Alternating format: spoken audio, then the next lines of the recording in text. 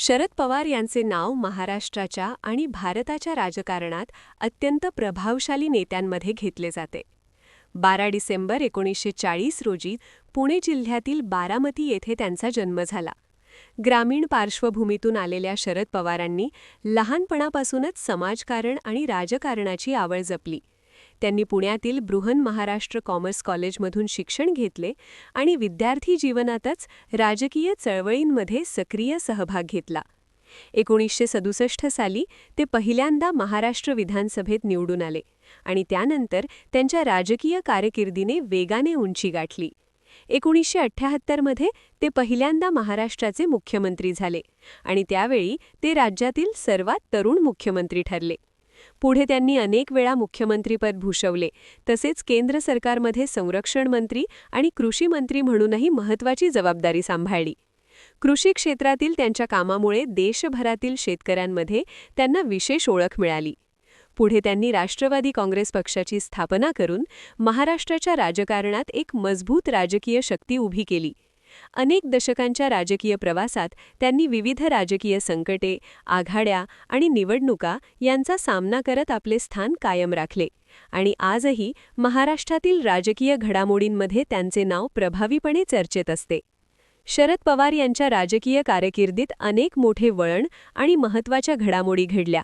1999 साली त्यांनी nationalist Congress party म्हणजेच राष्ट्रवादी काँग्रेस पक्षाची स्थापना केली आणि महाराष्ट्राच्या तसेच राष्ट्रीय राजकारणात स्वतंत्र राजकीय शक्ती उभी केली.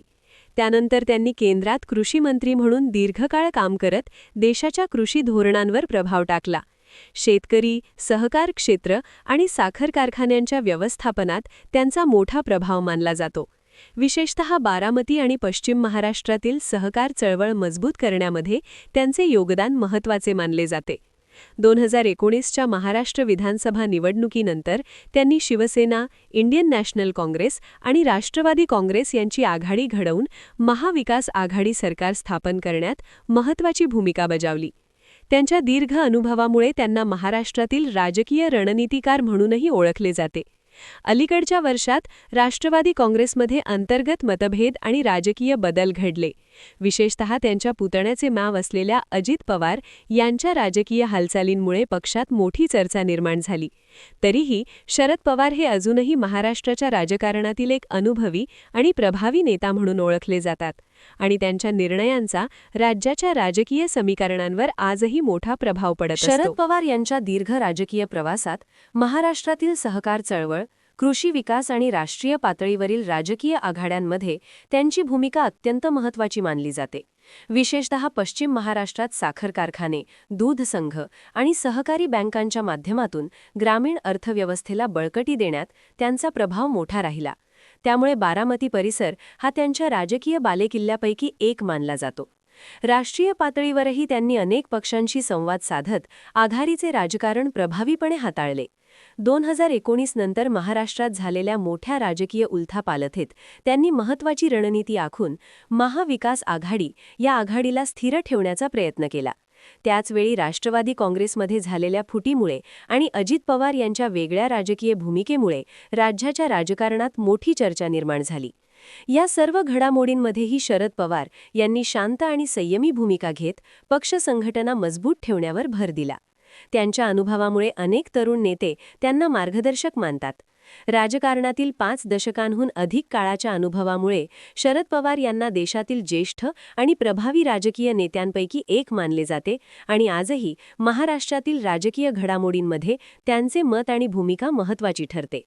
शरद पवार यांच्या राजकीय आयुष्याचा प्रवास हा केवळ सत्ता मिळवण्याचा नव्हे, तर महाराष्ट्राच्या सामाजिक, आर्थिक आणि राजकीय बदलांमध्ये महत्त्वाची भूमिका बजावण्याचा प्रवास मानला जातो.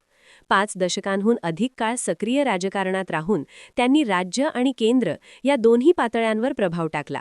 विशेषतः कृषी क्षेत्रात त्यांनी घेतलेल्या निर्णयांमुळे देशातील शेतकरी, सहकारी संस्था आणि ग्रामीण भागातील अर्थव्यवस्था मजबूत करण्याचा प्रयत्न केला. केंद्र सरकारमध्ये कृषी मंत्री म्हणून काम करताना त्यांनी अन्न सुरक्षा, धान्य उत्पादन वाढवणे, निर्यात धोरण आणि शेतकऱ्यांसाठी विविध योजनांवर भर दिला. त्यामुळे देशभरातील शेतकरी संघटनांमध्ये त्यांचे नाव ओळखीचे झाले. त्याचबरोबर सहकार क्षेत्रातील त्यांच्या प्रभावामुळे महाराष्ट्रात अनेक साखर कारखाने, दूध संघ आणि सहकारी बँका उभ्या राहिल्या, ज्यामुळे ग्रामीण भागातील अनेक कुटुंबांना रोजगार आणि आर्थिक स्थैर्य मिळाले. राजकारणातील त्यांच्या शैलीत एक महत्त्वाचा गुण नेहमी दिसून येतो: राजकीय परिस्थिती ओळखून योग्य वेळी रणनीती आखण्याची क्षमता. अनेकदा राज्यातील आणि केंद्रातील राजकीय समीकरणे बदलत असताना त्यांनी वेगवेगळ्या पक्षांशी संवाद साधत आघाडीचं राजकारण प्रभावीपणे हाताळले. 2019 मध्ये महाराष्ट्रातील निवडणुकांनंतर निर्माण झालेल्या अनिश्चित राजकीय परिस्थितीत त्यांनी महत्त्वाची भूमिका बजावली आणि शिवसेना, इंडियन नॅशनल काँग्रेस आणि नॅशनलिस्ट काँग्रेस पार्टी या पक्षांना एकत्र आणून महाविकास आघाडी सरकार स्थापन करण्यामागे त्यांची मोठी रणनीती होती असे मानले जाते. या घडामोडींमुळे त्यांची राजकीय कौशल्ये पुन्हा एकदा चर्चेत आली. महाराष्ट्रातील राजकीय विश्लेषक अनेकदा त्यांना रणनीतिकार म्हणून संबोधतात, कारण कठीण राजकीय परिस्थितीतही ते संयमाने निर्णय घेण्याची क्षमता दाखवतात. तथापि त्यांच्या दीर्घ राजकीय कारकिर्दीत अनेक आव्हाने आणि वादही समोर आले. राष्ट्रवादी काँग्रेस पक्षात वेळोवेळी अंतर्गत मतभेद निर्माण झाले आणि विशेषतः अजित पवार यांच्या राजकीय निर्णयांमुळे पक्षात मोठी चर्चा झाली.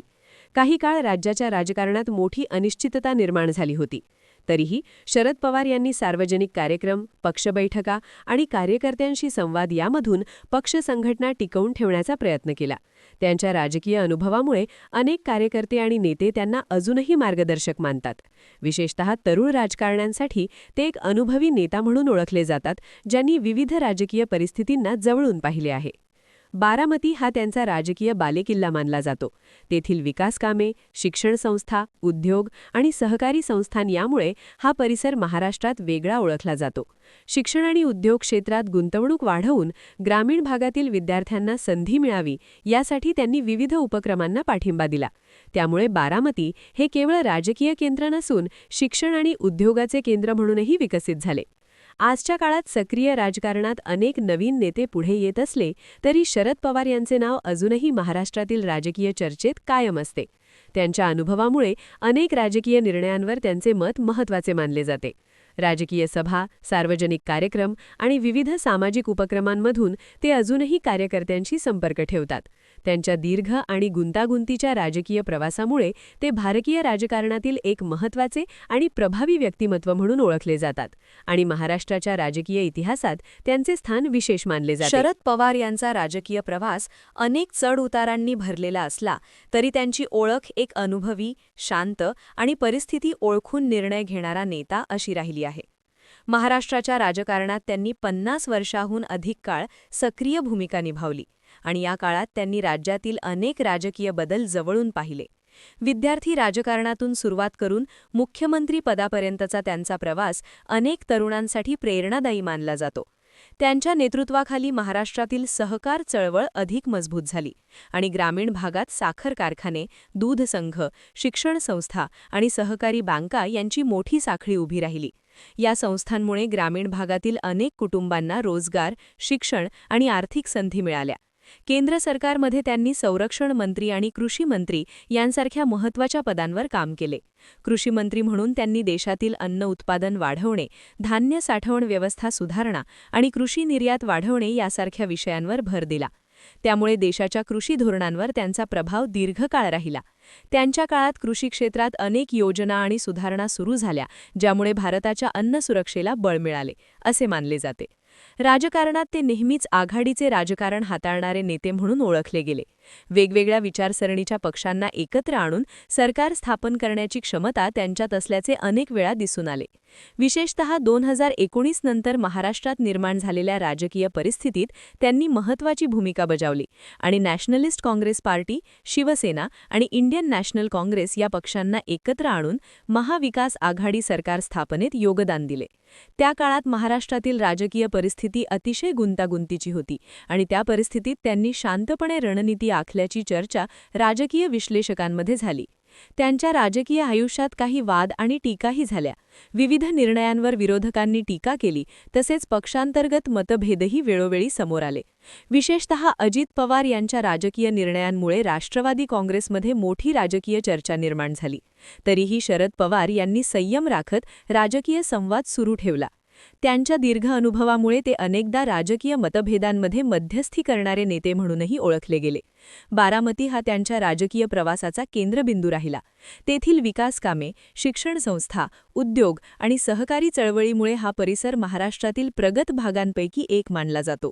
अनेक विद्यार्थी, शेतकरी आणि उद्योगपती बारामतीला विकासाचे शिक्षण उदाहरण क्षेत्रात म्हणून पाहतात. उभारलेल्या महाविद्यालये आणि प्रशिक्षण संस्थांमुळे ग्रामीण भागातील तरुणांना शिक्षणाच्या नवीन संधी उपलब्ध झाल्या.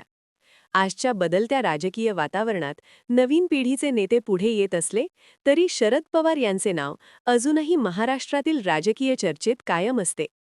त्यांच्या अनुभवामुळे अनेक राजकीय घडामोडींवर त्यांचे मत महत्त्वाचे मानले जाते. अनेक तरुण नेते त्यांना मार्गदर्शक मानतात आणि त्यांच्या राजकीय शैलीतून शिकण्याचा प्रयत्न करतात. अखेर पाहता शरद पवार यांचा प्रवास हा केवळ एका नेत्याचा राजकीय इतिहास नसून महाराष्ट्राच्या राजकारणातील अनेक दशकांचा बदल, संघर्ष आणि विकास यांचा एक मोठा भाग आहे. ग्रामीण भागातून सुरू झालेला त्यांचा प्रवास राज्य आणि राष्ट्रीय राजकारणापर्यंत पोहोचला. अनेक यश, काही वाद, अनेक आव्हाने आणि दीर्घ अनुभव यामुळे त्यांचे व्यक्तिमत्व महाराष्ट्राच्या राजकीय इतिहासात विशेष ठिकाणी राहिले आहे. त्यांच्या कारकिर्दीचा प्रभाव सहकार, कृषी, शिक्षण आणि आघाडीच्या राजकारणावर दीर्घकाळ दिसून येईल आणि त्यामुळेच ते भारतीय राजकारणातील सर्वात अनुभवी आणि चर्चेत राहिलेल्या नेत्यांपैकी एक म्हणून ओळखले जातात. तरी साहेबांनी या महाराष्ट्रात काय केलं, कॉमेंटमध्ये नक्की सांगा. आपल्या चॅनलला सबस्क्राईब करायला विसरू नका.